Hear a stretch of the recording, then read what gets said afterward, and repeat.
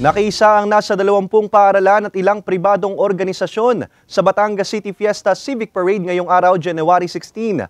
Ang mga nakiisa sa parada at mga manonood hindi nagpatinag sa kabila ng naranasang pag-ulan. Para sa detalye ay makakasama natin live si Denise Abante. Denise?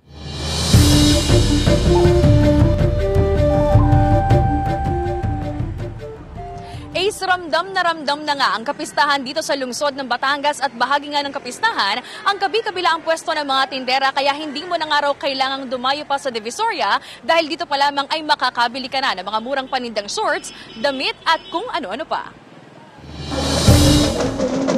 Dumadagongdong na mga tunog ng tambol, hiyawan ng mga kalahok, at matatamis na ngiti mula sa mga manonood.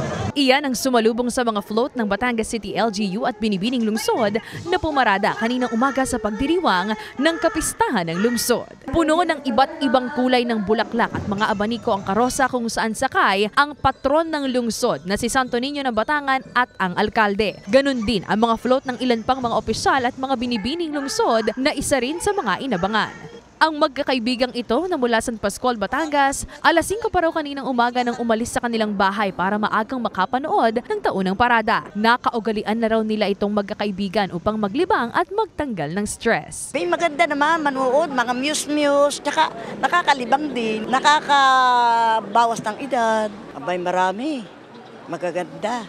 Kakaiba naman kaysa doon sa lagi nang naro sa amin na ayun at yun din nakikita. Bawat kanto sa lungsod ay napuno ng mga residente at bisita na nag-abang sa pagdaan ng parada. May nagsama pa nga ng kanilang mga alagang aso at bibe. Nakaantabay naman ang mga otoridad para sa seguridad at kaayusan ng parada. Kasabay naman ang pagdaan ng karosa ng alkalde ang pamamahagi nito ng paborita, isang tinapay na kilala sa lungsod na perfect match sa kapeng barako. At nang makarating na sa harapan ng City Hall ang karosa ng Santo Niño ng Batangan, bumuhos muli ang hiyawan dahil sa lubos na kasiyahan ng mga manonood. Bahagyamang bumuhos ang ulan, hindi nagpatinag ang mga mananayaw.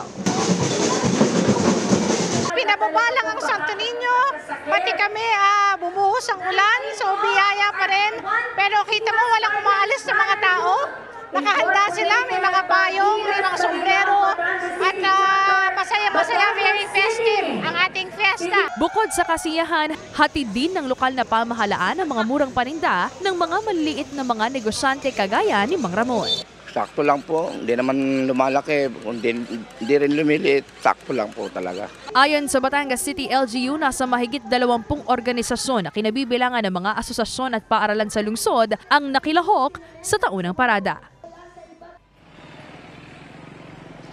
Maya-maya lamang ay magsisimula na ang prosesyon ng Santo Niño ng Batangan pagkatapos ng misa kaya asahan daw muli ang bahagyang pagbagal sa daloy ng trapiko sa ilang mga kalsada sa poblasyon. Happy Fiesta! Happy Fiesta rin, Denise, at syempre ang ating pagbati ng Happy Fiesta sa mga kapuso natin dito sa Batangas City. Kaugnay nga ng pagdiriwang ngayong araw ng kapistahan ng lungsod at ng Santo Niño ng Batangan. Maraming salamat, Denise Abante.